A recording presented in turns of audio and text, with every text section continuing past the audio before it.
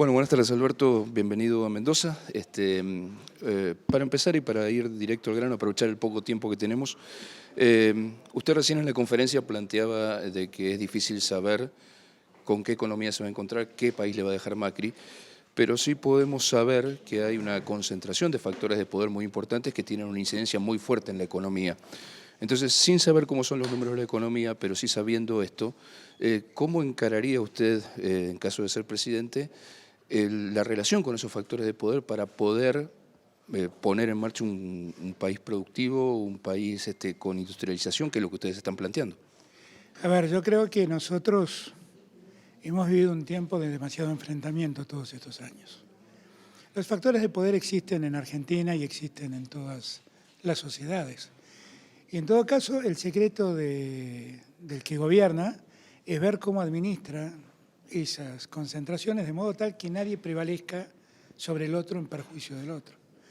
Factor de poder son los empresarios, pero factor de poder son los sindicatos y factor de poder son los medios. Lo que creo que nosotros tenemos que darnos cuenta es que hemos llegado a un punto de enfrentamiento tal donde cada uno tira por un lado distinto. Y terminamos haciendo del argentino una suerte de tupacamarización, ¿no? De como desmembrándola brutalmente. Y eso no es bueno. Eso no es bueno. Lo que tenemos que recuperar es la capacidad del diálogo, entender que todos tienen derecho a ganar, pero todos tienen derecho a ganar, que esto no es una lucha entre industria versus campo o de tecnología versus el pasado, que tenemos que desarrollarnos como sociedad y todos tienen que tener allí un lugar y tienen que tener un éxito. Todos deben sentirse mejor. Y yo creo que la política es un gran instrumento para generar ese diálogo y generar ese camino. Y yo lo voy a hacer y espero que todos lo entiendan, porque hemos llegado a un punto donde no tenemos más tiempo para seguir viendo cómo prevalece el uno sobre el otro. Yo siempre digo que esa famosa grieta de la que todos hablan, más que una grieta es como el juego de la cincha, ¿no? Donde uno tira de cada lado de la soga. Lo estamos jugando ese juego hace años. Es un daño enorme que le hicimos a la Argentina, porque ese juego, a la fuerza que uno hace, se contrapone una fuerza similar. Y el efecto es que uno está siempre parado en el mismo lugar. ¿Y cuándo gana uno? Uno gana cuando derriba al otro. Y en verdad nosotros no estamos para derribar a nadie, estamos para tirar todos para el mismo lado.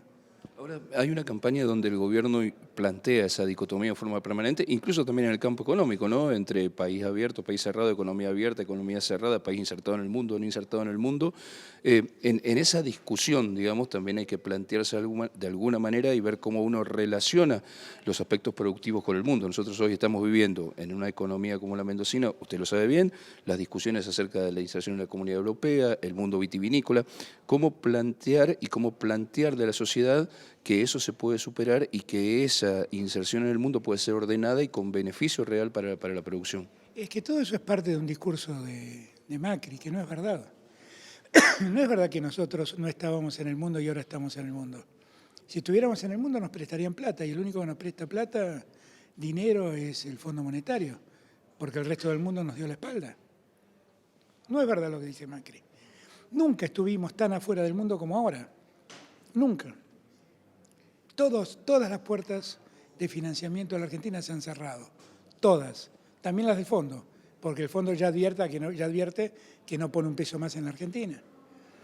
En verdad, que el mundo se ha globalizado es un dato de la realidad y es un hecho irreversible. Y no tiene mucho sentido discutir esto. La verdad, estos que discuten la existencia de la globalización, yo no lo comparto, porque eso ya está. Eso es imposible hacerlo de otro modo. Es un fenómeno comunicacional, no tiene solución. Ahora, como nosotros tenemos que entrar a ese mundo global, tenemos que discutir cómo entramos. Si entramos con nuestra inteligencia o somos unos tontos que nos sometemos a la inteligencia de otro. Que las economías se abran no está mal, pero si se abren se tienen que abrir también para los nuestros. Tienen que dar ventajas para los nuestros. Lo que se hizo todos estos años en el tema automotriz y en el tema de autopartes entre Brasil y Argentina fue un mecanismo equilibrado que nos permitió ganar a todos. Ahora, si el sistema es que van a entrar las aceitunas de Italia y de España libremente al Mercosur, cuando el 80% de la producción de olivas nuestra termina en Brasil, bueno, preparémonos. Y entonces uno se pregunta, ¿y para qué hicimos tantos años de inversión promoviendo olivares? Estas son las cosas que hay que entender. No es que uno esté en desacuerdo con la apertura. Uno quiere ser inteligente al abrirse. Y ser inteligente es defender a los nuestros. Porque cuando yo propongo defendamos al que produce vino, al que produce olivas, lo que estoy diciendo es defendamos el trabajo argentino. Que ahí tienen a Macri, no lo ha defendido. Lo ha hecho crecer el 100% prácticamente el desempleo. Y eso es lo que no podemos perdonarle. Usted habla del sector olivícola, del sector vitivinícola, lo acaba de nombrar. El último gobierno no terminó en buena relación con los sectores agropecuarios y con los sectores de la agroindustria. La situación con este gobierno tampoco es la mejor para esos sectores. ¿Cómo recuperaría la relación con esos sectores para volver a insertarlos y que se sumen a una recuperación de la economía del país? Lo primero que yo les pido a todos es que demos vuelta a la página y que nos olvidemos de algún modo de los problemas que en algún momento hubieron. Yo la verdad es que me alejé del gobierno de Cristina el sexto mes de su gobierno y la verdad es que fui muy crítico de su gestión en muchas cosas. Yo como jefe de gabinete, cargo que ocupé durante más de 5 años, siempre tuve una preocupación y es que yo descubrí, siendo porteño, que la Argentina dice ser un país federal, pero es profundamente unitario. Y que eso no es bueno, eso es muy malo. Y yo creo que nosotros tenemos que hacer un país federal.